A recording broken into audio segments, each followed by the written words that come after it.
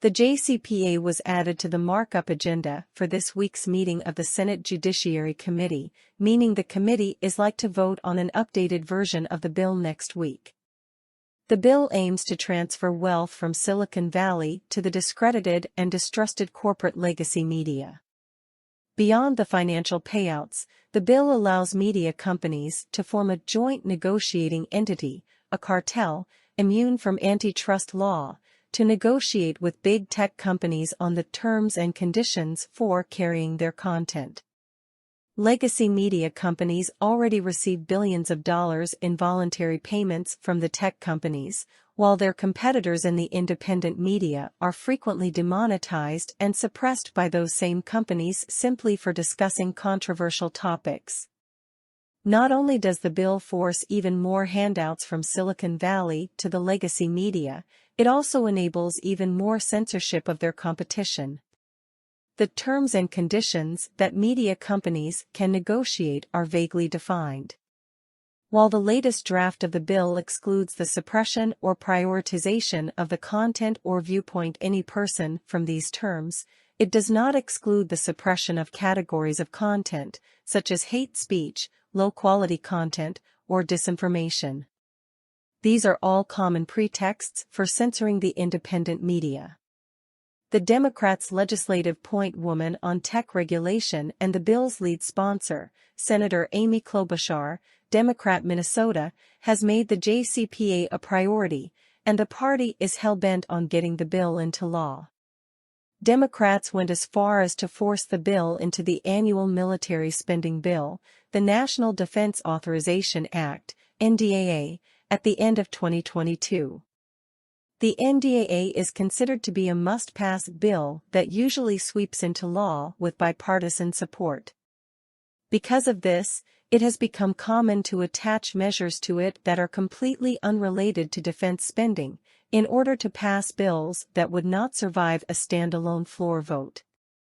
The JCPA, it seems, is one of those bills.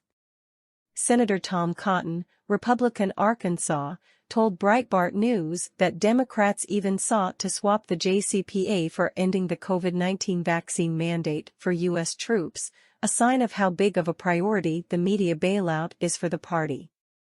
Despite these efforts, there was sufficient backlash in the Republican caucus for the bill to be pulled out of the final NDAA draft. It's rare for a major piece of legislation to be pulled out of the NDAA once it has already been included. Under ordinary circumstances, it would be the final nail in the coffin for any bill. But Democrats seem to be unusually intent on getting a bailout for their media buddies into law. There is perhaps no other piece of national legislation that has been killed and resurrected so many times over the last 3 years. While Democrats still control the Senate, the JCPA is unlikely to see the light of day in the House, as the new Speaker, Representative Kevin McCarthy, Republican California, has been staunchly opposed to the bill from the beginning, calling it the antithesis of conservatism when it was first introduced. Representative McCarthy has maintained his opposition since taking up the Speaker's gavel, recently condemning Senate Democrats for trying to sneak it into the NDAA during the last Congress. The bill's other Republican foes included Senators Marsha Blackburn, Republican Tennessee, Tom Cotton, Republican Arkansas, Steve Daines, Republican Montana, Marco Rubio, Republican Florida, Mike Lee, Republican Utah, Mike Braun, RIN, Katie Britt, Republican Alabama, and Representatives Jim Jordan, ROH, Steve Scalise, Republican Louisiana, and Ben Cline, Republican Virginia. Even so, Democrats could still try to pass the bill at the end of the year during negotiations for a potential omnibus spending bill or another must-pass defense bill. At that stage, Democrats might try once again to hold Republican legislative priorities hostage if they don't get their media bailout.